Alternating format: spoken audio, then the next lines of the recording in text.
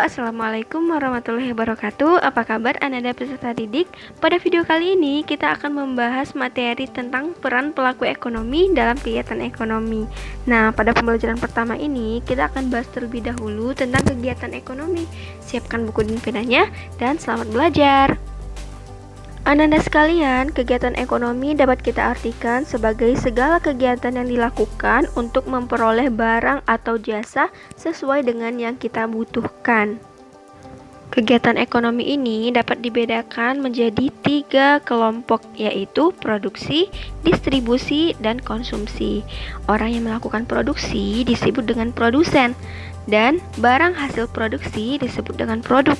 Sedangkan orang yang melakukan distribusi disebut dengan distributor, dan orang yang melakukan konsumsi disebut dengan konsumen. Kita bahas lebih lanjut yuk. Yang pertama adalah produksi. Produksi adalah suatu kegiatan untuk menciptakan, menghasilkan, atau menambah nilai guna suatu barang untuk memenuhi kebutuhan.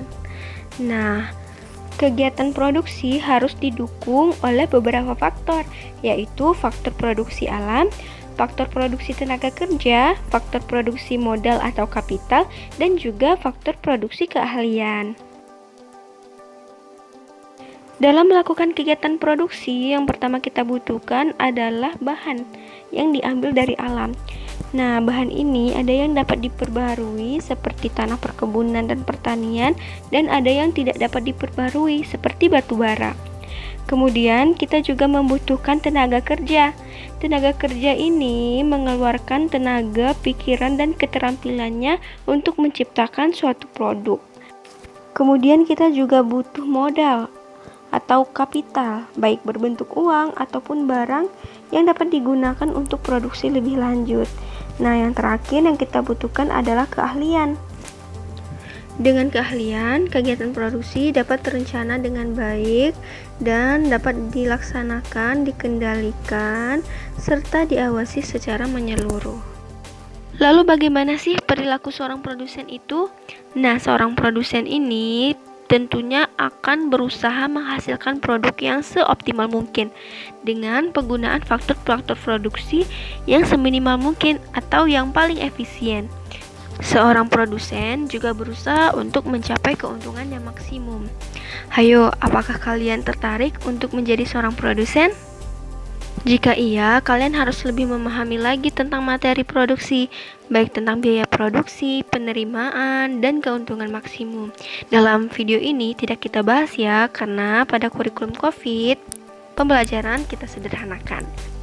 Selanjutnya, kita akan bahas tentang distribusi.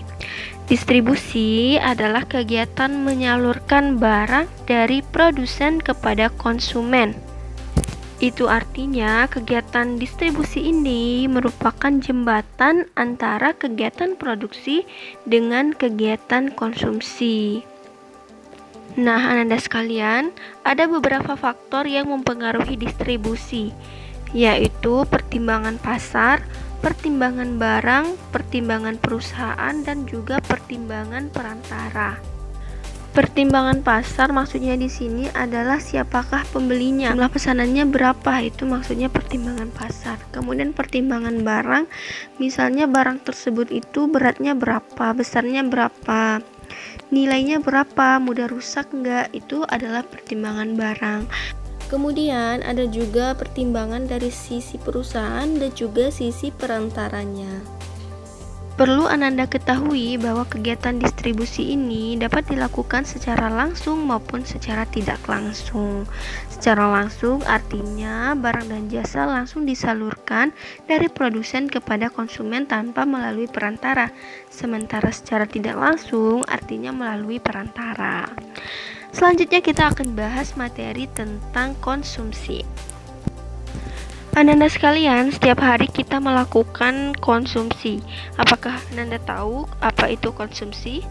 Konsumsi adalah kegiatan ekonomi yang sifatnya mengurangi, menghabiskan manfaat atau nilai guna dari suatu barang atau jasa untuk memenuhi kebutuhan. Nah, kegiatan konsumsi ini dipengaruhi juga oleh beberapa faktor. Yang pertama adalah pendapatan. Ketika pendapatan seseorang naik, maka konsumsinya juga ikut naik. Ketika ia sudah memiliki pendapatan, tentu ia akan membeli sesuatu barang yang dulunya ketika pendapatannya sedikit, belum bisa ia beli. Kemudian selanjutnya harga. Semakin rendah harga suatu barang, tingkat konsumsi akan semakin meningkat. Begitupun sebaliknya. Selanjutnya tingkat pendidikan. Nah, semakin tinggi tingkat pendidikan seseorang, tentu ia memerlukan buku-buku yang lebih banyak, sehingga tingkat konsumsi juga meningkat. Kemudian jumlah keluarga. Ketika jumlah keluarga banyak, tentu saja tingkat konsumsinya lebih banyak daripada keluarga yang jumlahnya sedikit. Jenis kelamin. Nah, jenis kelamin laki-laki dan perempuan memiliki tingkat konsumsi yang berbeda. Biasanya perempuan lebih banyak mengonsumsi barang, membutuhkan suatu barang daripada laki-laki. Kemudian selera. Seseorang yang ingin selalu terlihat berpenampilan menarik tentu akan membutuhkan pakaian dan perlengkapan untuk membuatnya semakin menarik. Ya, jadi dia akan terus melakukan yang namanya konsumsi. Adat istiadat juga berpengaruh terhadap konsumsi.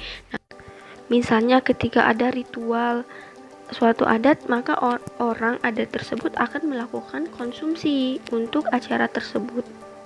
Bahasan selanjutnya adalah teori perilaku konsumen. Nah, selain produsen, ternyata konsumen memiliki perilaku tersendiri, di mana konsumen berusaha untuk memenuhi kebutuhannya dengan berpatokan kepada pendapatannya. Kalau produsen berusaha memperoleh keuntungan yang maksimum, konsumen berusaha untuk memperoleh kepuasan yang maksimum dengan uang yang ia miliki. Dalam menganalisis tentang perilaku konsumen, digunakan dua pendekatan. Yang pertama, teori nilai guna, yang kedua adalah kurva kepuasan maksimum. Kita bahas satu persatu. Anak-anak sekalian, pada teori nilai guna kita mengenal istilah total utility dan marginal utility. Total utility adalah kepuasan total, sementara marginal utility adalah perubahan, pertambahan atau pengurangan dari nilai guna. Nilai guna itu artinya adalah sama dengan manfaat ya. Jadi setiap barang itu mempunyai manfaat. Setiap barang mempunyai kemampuan untuk memberi kepuasan kepada konsumen yang menggunakan barang tersebut. Nah, dalam teori ekonomi terdapat suatu hipotesis mengenai teori nilai guna, atau yang lebih dikenal dengan hukum nilai guna marginal yang makin menurun. Bunyinya seperti ini. Tambahan nilai guna yang akan diperoleh seseorang dari mengonsumsi sesuatu barang akan menjadi makin sedikit apabila orang tersebut terus-menerus menambah konsumsinya atas barang yang bersangkutan. Artinya apa? Ketika kita mengonsumsi sesuatu secara terus-menerus, kita akan sampai pada yang namanya titik jenuh, yang kemudian kegunaan dari barang tersebut menjadi semakin sedikit. Selanjutnya adalah analisis kurva kepuasan. Nah, analisis ini lebih dikenal dengan kurva anggaran atau budget line. Kurva ini merupakan suatu kurva yang menggambarkan berbagai gabungan barang-barang yang akan memberikan kepuasan yang sama pada seorang konsumen. Jadi, kalau teori nilai guna tadi hanya satu barang, kalau ini adalah kombinasi dari beberapa barang. Oke, Anda sekalian, itu tadi penjelasan materi tentang kegiatan ekonomi. Sampai jumpa di kegiatan pembelajaran selanjutnya. Assalamualaikum warahmatullahi wabarakatuh.